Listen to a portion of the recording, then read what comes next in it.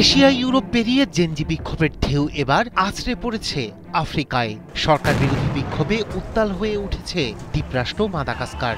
এরই মধ্যে রাজধানী আন্তানানারিভোতে জড়ো হওয়া হাজার হাজার জেনজি বিক্ষোভকারীর সঙ্গে সরকার বিরোধী বিক্ষোভে যোগ দিয়েছেন দেশটির সেনা সদস্যদের বেশ কয়েকটি দল। এতে আরও তীব্র আকার ধারণ করেছে দেশটির প্রেসিডেন্ট আন্দ্রি রাজোয়েলিনার শাসনের বিরুদ্ধে বিক্ষোভ। ফলে আরও জোরালো হচ্ছে সরকার পতনের সম্ভাবনা। কাতার ভিত্তিক সংবাদ মাধ্যম আল জাজিরা বলছে, নেপালে জেনজি তরুণদের বিক্ষোভ থেকে অনুপ্রাণিত হয়ে গত 25 সেপ্টেম্বর থেকে মাদাগাস্কারেও শুরু হয় সরকার বিরোধী বিক্ষোভ। এরই মধ্যে সারা দেশে ছড়িয়েছে বিপ্লবের স্ফুলিঙ্গ। শনিবার প্রথমবারের মতো রাজধানীতে প্রবেশ করে তরুণ বিক্ষোভকারীরা। পুলিশ তাদের ছত্রভঙ্গ করার জন্য স্টান গ্রেনেড এবং টিয়ার গ্যাস ব্যবহার করার পর ঘটনাস্থলে পৌঁছায় সেনাবাহিনী। সেখানে উল্লাসের সঙ্গে তাদের স্বাগত জানানো হয়। এর আগে শহরের উপকণ্ঠে একটি সেনা ব্যারাকে এক সভায় বিক্ষোভকারীদের প্রতি সংহতি প্রকাশ করে 2009 সালে রাজোয়েলিনার উত্থানে গুরুত্বপূর্ণ ভূমিকা পালনকারী অভিজাত ক্যাপসাইট ইউনিটের সৈন্যরা। সোশ্যাল মিডিয়ায় পোস্ট করা একটি ভিডিওতে দেশের সাধারণ মানুষের বুকে গুলি না করতে সেনা, পুলিশ এবং বিভিন্ন বাহিনীতে থাকা সদস্যদের আহ্বান জানান দেশটির সোয়ানি ইয়ারানা জেলার ঘাঁটির সৈন্যরা।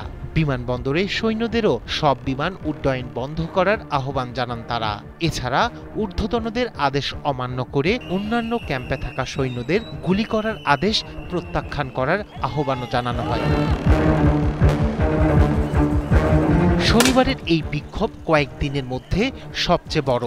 দেশজুড়ে বিদ্যুৎ ও পানির ঘাটতির বিরুদ্ধে বিক্ষোভ থেকেই মূলত সরকার বিরোধী বিক্ষোভের সূত্রপাত হয়। তবে শনিবার মোট কতজন সেনা সদস্য বিক্ষোভে অংশ নিয়েছেন সে বিষয়টি এখনও নিশ্চিত নয়।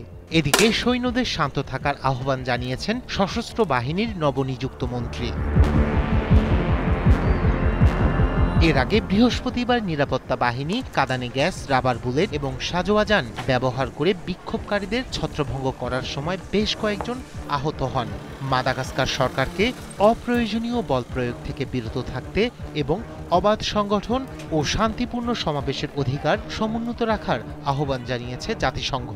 এক প্রতিবেদনে সংস্থাটি জানিয়েছে, মাদাগাস্কারে চলমান বিক্ষোভে এখন পর্যন্ত কমপক্ষে 22 জন নিহত এবং 100 জন আহত হয়েছেন।